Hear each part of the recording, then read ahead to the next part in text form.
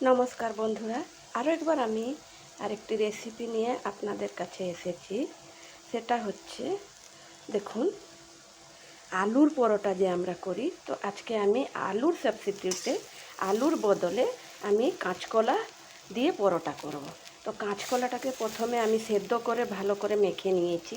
তারপরে কড়াতে সর্ষে তেল দিলাম।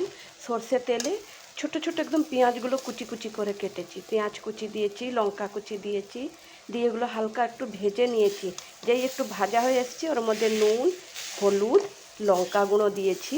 তারপরে ওতে দিয়েছি ধনে পাতা আর পুদিনা পাতা কুচি, দিয়ে নেড়ে চেড়ে নিয়ে তারপরে এই দেখুন আমি দিয়ে দিলাম সেদ্ধ করে মেখে রাখা কাঁচকলাটা আমি এতে দিয়ে দিয়েছি। দেওয়ার পরে এই দেখুন আমি এটাকে একটু ভাজা ভাজা করছি বন্ধুরা।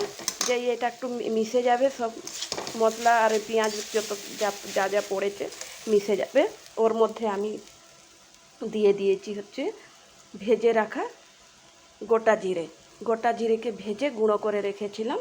ভেজে রাখা জিরে গুঁড়ো আমি এর উপরে দিয়েছি, দিয়ে তারপরে স্বাদ অনুযায়ী নুন দিয়ে তারপরে এই দেখুন আমি গ্যাসের ফ্লেমটা অফ করে দিয়েছি। ঠান্ডা হয়ে যাওয়ার পর তারপরে আপনারা এরকম পুর দিয়ে আলুর জায়গাতে এই কাঁচকলার পুর দিয়ে আপনারা পরোটা করবেন, করে নিয়ে আচার দিয়ে হোক কি সস দিয়ে হোক খাবেন। প্রায় তো এইটা আমরা করে থাকি হচ্ছে, যারা সুগার পেশেন্ট, আলু তো দিতে পারবো না, ওর জায়গাতে এই কাঁচকলা দিয়ে বন্ধুরা একবার করে দেখবেন, খেতে খুবই ভালো আর খুব সুস্বাদু লাগে।